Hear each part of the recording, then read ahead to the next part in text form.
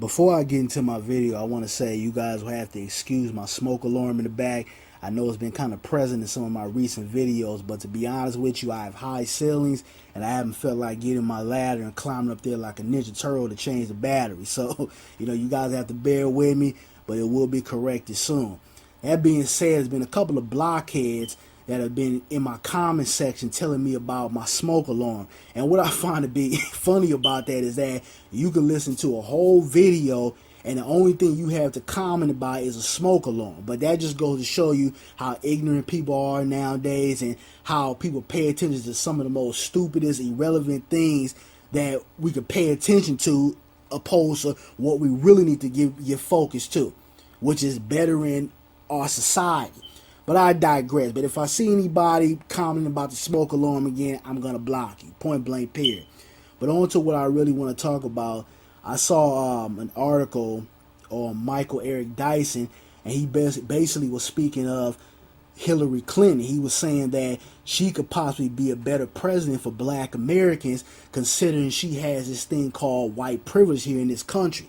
Now, when we look at President Obama and the 2 terms that he's had in office, there hasn't been pretty much anything or specific policies that he's put in place for black Americans. They have to damn near hunt this man down for him to even speak on black issues. We got to put a fire up his ass just for him to even say the word black. So he's really been dodging a lot of the things that, black Americans deal with, and more or less wagging the finger because maybe he's afraid, or maybe he felt like, well, if I say too much things or put too much policies intact for black Americans, I'm not going to be able to get that second term. Or maybe I'm afraid of my life, or maybe I got this person or that person that's on my ass to not speak about it, because we have to understand that a lot of people who are in politics oftentimes become puppets, because you're basically almost a puppet to the system. So he basically was saying and alluding to the fact that, because Hillary Clinton has this thing called white privilege and she's a woman, she could basically have more power and more leeway to put certain policies intact for black Americans so that we can progress here in this country. Now, I've been a person that's came out here and said, I don't think we should support Hillary Clinton given the fact of what her husband Bill Clinton did. I know a lot of people like to root for Bill Clinton and everything. He wasn't one of our worst presidents, but there's been things that he's done that has specifically affected the black community. So because of that, and because of some of her policies on certain agendas that we have in this country, especially alluding back to the black community, I always advocated us staying away from Hillary Clinton. But I've also said that us as black Americans, we need to vote strategically. And when I say that, I mean that we need to vote for a candidate or someone who actually wants to put certain policies and certain things intact for black Americans, to be progressive here in this country. We don't need somebody who's going to give us lip service or, duck and dodge certain situations. We need somebody who is actually going to and want to create change with black Americans. Now, there's been this thing about,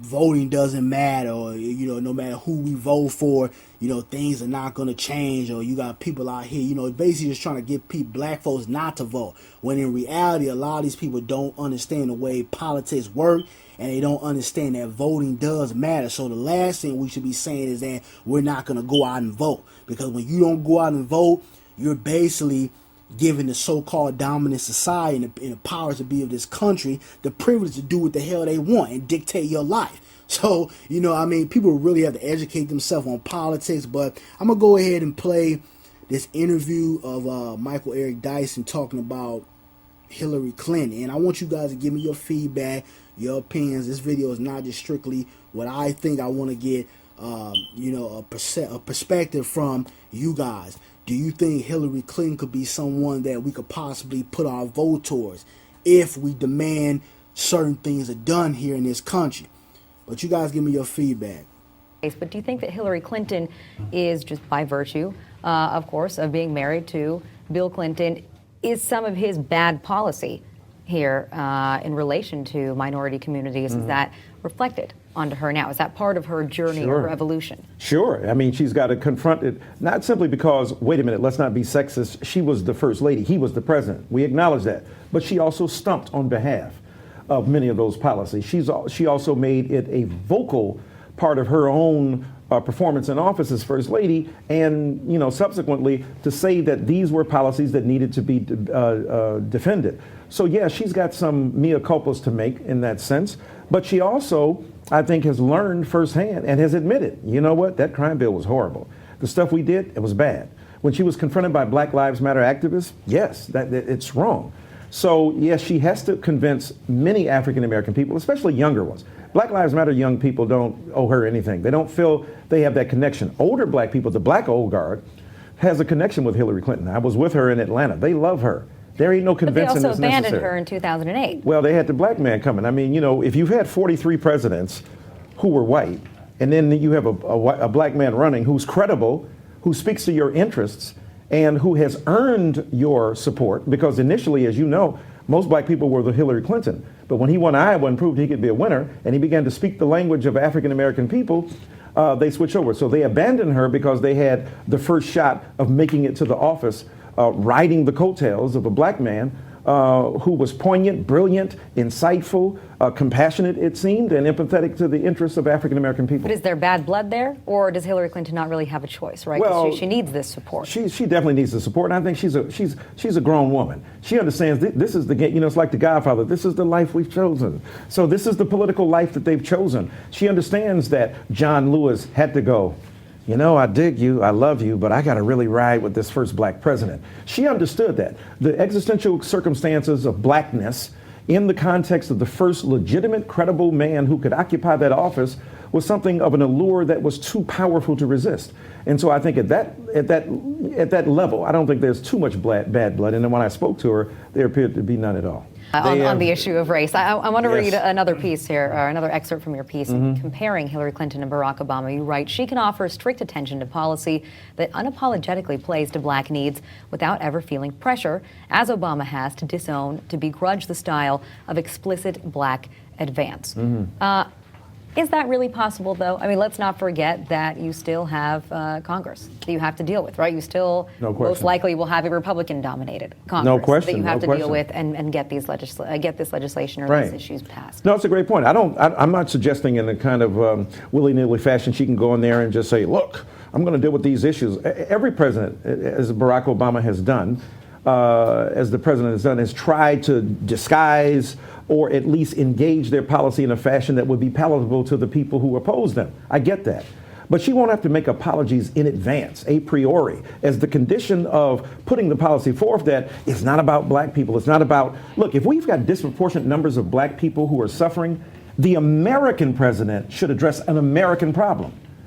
If the index finger on your hand is hurting, you don't go, hey, don't hook up the index finger. No, the index finger makes the hand stronger. And I think that what we fail to see is that sometimes Barack Obama didn't have permission to be black in public in the way, say, Bill Clinton was. Bill Clinton had more permission to act out the tropes of blackness than Barack Obama ever will. So I'm not suggesting that Barack Obama, give the black power sign and start quoting Kendrick Lamar.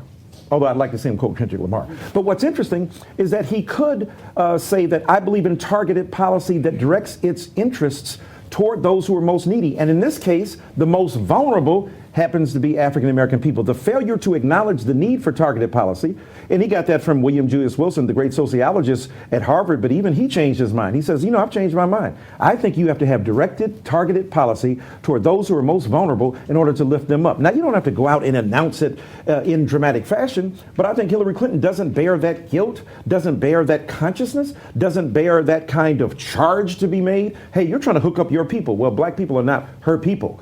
But she's able, as a result of white privilege, to speak to the interests of black people in ways that were denied to Barack Obama, just to show that I understand the complicated situation he confronted. Still, given everything he faced, obstruction, the difficulties of speaking up for one's own perceived group, there was not only remarkable reticence, there was a harshness to the tone of lecturing black people that led Jesse Jackson to say he wanted to sever his package, so to speak, which was horrible and nefarious. But at the same time, one understands the sense of disgust with the inability not only to speak positively about black people. If you can't say nothing good, then don't say nothing. But what he was doing was, I can't speak positively, but I can say a lot of negative stuff that speaks to a white audience that's looking for me to see if I can take my own people to task.